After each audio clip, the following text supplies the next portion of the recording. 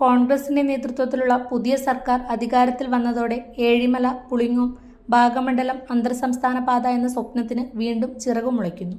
ഇരു സംസ്ഥാനങ്ങളിൽ കൂടി കടന്നുപോകുന്ന പാത യാഥാർത്ഥ്യമാക്കണമെന്നാവശ്യപ്പെട്ട് സംസ്ഥാനത്തെ കോൺഗ്രസ് നേതാക്കൾ കർണാടക സർക്കാരിൽ സമ്മർദ്ദം ചെലുത്തിയാൽ ഏഴിമല, പുളിങ്ങോം, ഭാഗമണ്ഡലം അന്തർസംസ്ഥാന പാത യാഥാർത്ഥ്യമാകുമെന്നാണ് കരുതുന്നത്. ഇതിനു പുറമെ സംസ്ഥാന സർക്കാരിന്റെയും കർണാടക സർക്കാരിൽ സ്വാധീനമുള്ള കെ.സി. വേണുഗോപാൽ ഉൾപ്പെടെയുള്ള നേതാക്കളുടെ സജീവ ഇടപെടലും ഉണ്ടാകണമെന്നാണ് നാട്ടുകാരുടെ ആവശ്യം. പുളിങ്ങോത്തു നിന്നും 17 കിലോമീറ്റർ ദൂരം മാത്രമാണ് ഭാഗമണ്ഡലത്തിലേക്കുള്ളത്. ഇത്രയും ഭാഗം നവീകരിച്ചാൽ കണ്ണൂർ, കാസർഗോഡ് ജില്ലകളിലെ മലയോര മേഖലയിൽ നിന്നുള്ള തീർത്ഥാടകർക്കും യാത്രക്കാർക്കും തലക്കാവേരി, ബംഗളൂരു, മൈസൂർ ഉൾപ്പെടെയുള്ള സ്ഥലങ്ങളിൽ എളുപ്പത്തിൽ എത്താനും പണവും സമയവും ലാഭിക്കാനുമാകും. ഇതിനു പുറമെ ബംഗളൂരുവിൽ നിന്നും പെരിങ്ങോം CRPF കേന്ദ്രത്തിലേക്കും ഏഴിമല നാവിക അക്കാദമിയിലേക്കും റോഡ് മാർഗം എളുപ്പത്തിൽ എത്തിച്ചേരാൻ സാധിക്കുന്ന പാത കൂടിയാണിത്. 1999 വരെ കേരള, കർണാടക സംസ്ഥാനങ്ങളിലെ ജനങ്ങൾ ഉപയോഗിച്ചു വന്നിരുന്ന കാനന പാതയാണിത്.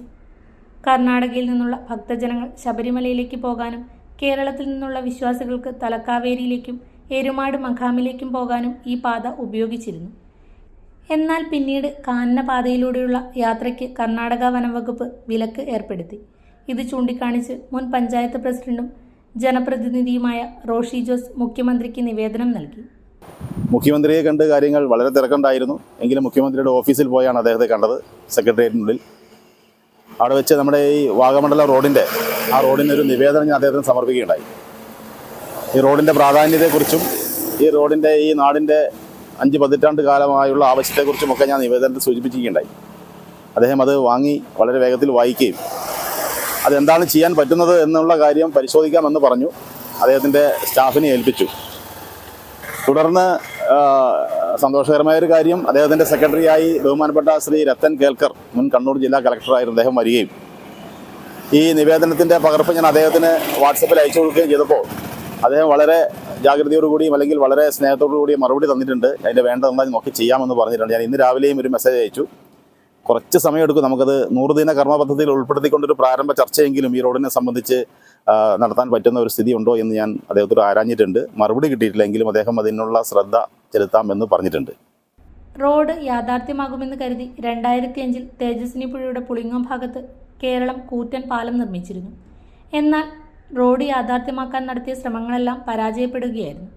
കേരള, കർണാടക സർക്കാരുകൾ തമ്മിലുള്ള ഏകോപനക്കുറവും കേന്ദ്ര സർക്കാരിൻ്റെ വിവിധ മന്ത്രാലയങ്ങളിൽ നിന്നുള്ള അനുമതി ലഭിക്കാത്തതുമാണ് പാത നിർമ്മാണത്തിന് തടസ്സമായി നിൽക്കുന്നത്.